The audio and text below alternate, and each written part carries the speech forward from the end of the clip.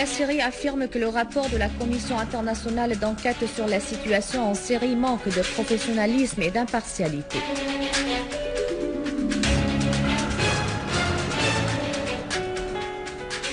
L'Australie reconnaît l'existence de plus de 100 Australiens en Syrie qui combattent avec les groupes terroristes armés.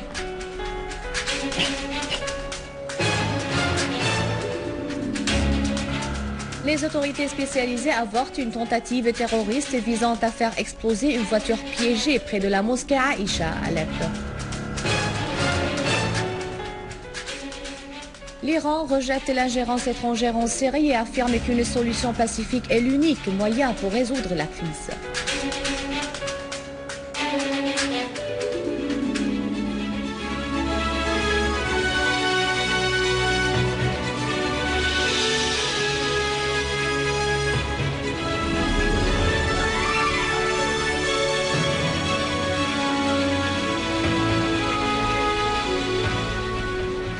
Bonsoir, les détails du journal. La Syrie a affirmé que le rapport publié par la Commission internationale d'enquête sur la situation en Syrie s'était caractérisé de précipitation dans la présentation des informations non vérifiées et qui manquent de professionnalisme et d'impartialité. Dans un message adressé au Commissariat des Nations Unies pour les droits de l'homme, le ministère des Affaires étrangères et des expatriés a précisé que la Commission continue d'avancer des prétextes logistiques pour justifier son non-recours aux informations vraies que lui avait fournies la Syrie. Le ministère a indiqué que la Commission a continué d'évoquer des questions et des informations erronées et d'avancer de faux arguments juridiques qui ne sont pas de ses prérogatives, notamment ses allégations sur l'utilisation des bombes à fragmentation, ce qui est absolument inacceptable. Le ministère a affirmé dans son message que la Commission s'est abstenue de traiter nombre de questions importantes liées directement aux droits de l'homme, entre autres la destruction des usines d'Alep, le pillage d'autres et le trafic de leur contenu dans le but de détruire l'industrie nationale, ce qui constitue une violation du droit au développement. Le ministère a fait noter que la Commission n'avait pas abordé dans son rapport la partie responsable des crises alimentaires, du vol des stocks de céréales pour les faire passer illégalement à certains pays voisins et la destruction des récoltes agricoles dans le but d'affamer les Syriens et du ciblage des centrales d'électricité. Le ministère a souligné que l'insistance par la Commission d'enquêter dans la loi internationale humanitaire pose nombre de points d'interrogation sur les raisons et la simultanéité des déclarations qu'elle donne avec celles de certains pays concernant la crise.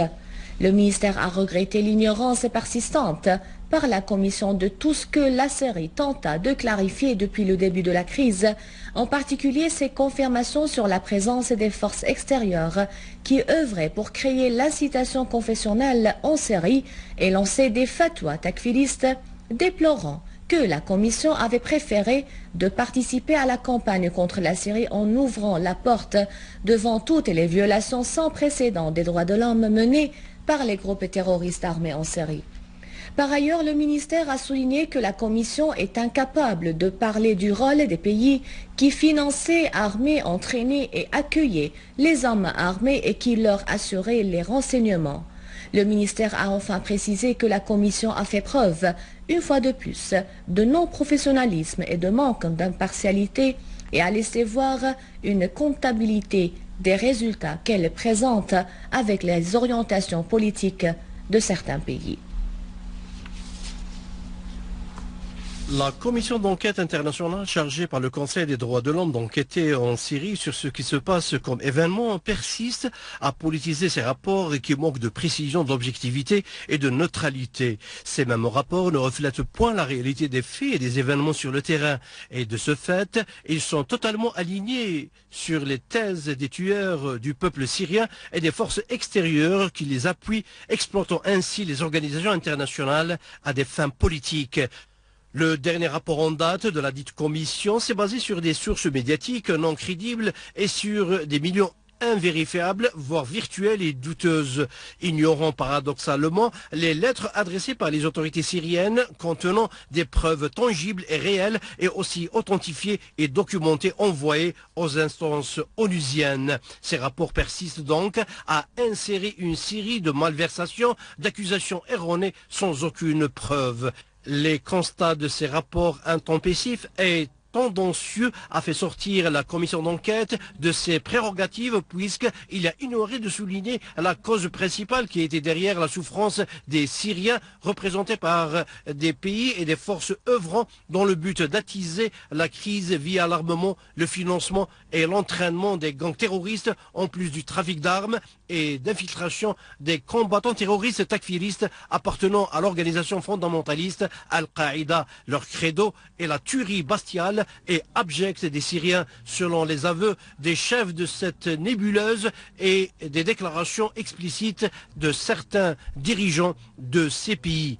La commission s'arrogeant le droit d'enquêter en vertu du droit international humanitaire et non pas selon une résolution du Conseil de sécurité, mandatant la commission d'enquêter en Syrie, n'a pas osé aborder avec objectivité et responsabilité le terrorisme destructif et le chaos pratiqué par les gangs terroristes de mercenaires pour anéantir tout fondement de l'État syrien en s'attaquant directement aux infrastructures et aux services socio-éducatifs du peuple syrien dont les usines, les fabriques et les fermes.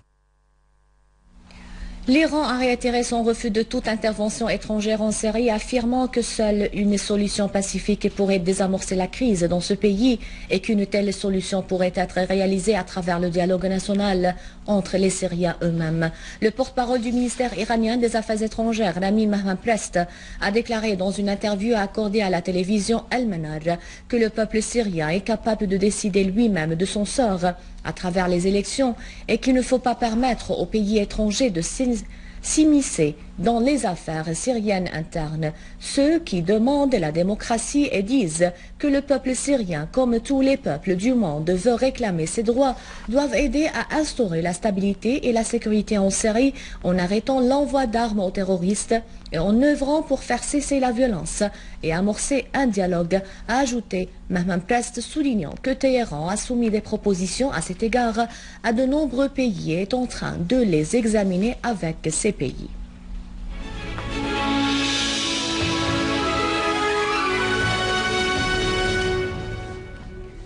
À Alep, les unités de l'armée arabe syrienne ont poursuivi la traque des terroristes, leur infligeant de lourdes pertes. En effet, l'armée a liquidé plusieurs terroristes qui perpétraient des actes de sabotage et de vol sur la route Al-Misselmiye et dans les régions d'El-Sheikh Fares, Hraytan et Sheikh Saïd dans la banlieue d'Alep.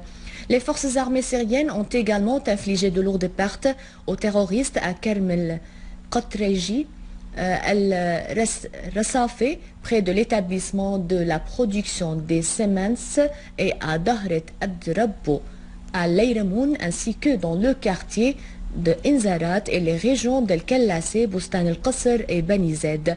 Par ailleurs, des groupes terroristes ont attaqué l'hôpital psychiatrique Ibn Khaldoun dans la région de Douerina, dans la banlieue d'Alep, où ils ont agressé les malades et le corps médical et paramédical, comme ils ont vandalisé les équipements et les meubles de l'hôpital. À Alep également, les services spécialisés ont déjoué une tentative d'un groupe terroriste visant à faire exploser une voiture du type Daewoo Matiz. La voiture piégée par 4 engins explosifs pesant chacun entre 6 à 7 kg a été garée en face de la mosquée de Aïcha dans la région de Khalidia. Dans le village de Ma'rat situé à Khan Touman, dans la banlieue d'Alep, une unité de nos forces armées a saisi dans l'un des repères des groupes terroristes armés une batterie de lance-missiles produites localement, ainsi que des missiles, des mitrailleuses et des bombes.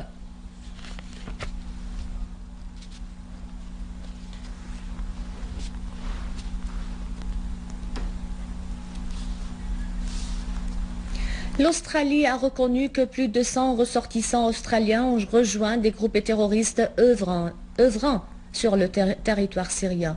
Le porte-parole des affaires étrangères australiennes, Bob Kair, a précisé que son gouvernement a reçu des informations sur la présence d'Australiens qui combattent avec les terroristes en Syrie depuis 2011. Bob Kair a mis en garde que ces personnes courent en Australie une peine de prison de 20 ans selon la jurisprudence du pays qui interdit à ses ressortissants de participer à des opérations militaires à l'étranger. De même, le porte-parole des affaires étrangères a expliqué que la loi australienne condamne à 7 ans de prison toute personne qui aide à embrigader de citoyens australiens à combattre à l'extérieur du pays. Les affaires étrangères australiennes avaient diffusé un communiqué le 2 janvier en cours au sujet de la mort d'un ressortissant australien au cours de sa participation à des opérations militaires en Syrie aux côtés d'un groupe armé.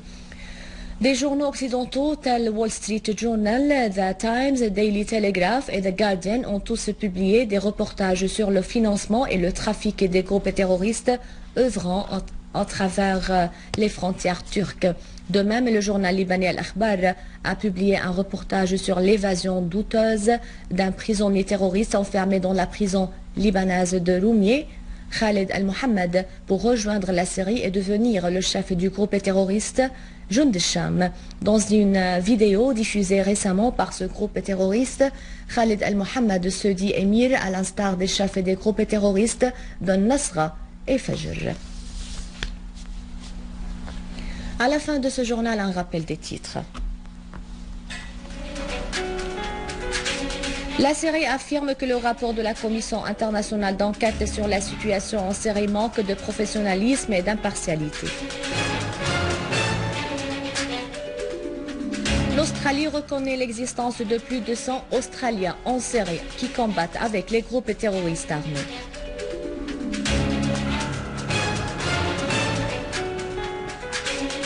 Les autorités spécialisées avortent une tentative terroriste visant à faire exploser une voiture piégée près de la mosquée Aïcha à Alep.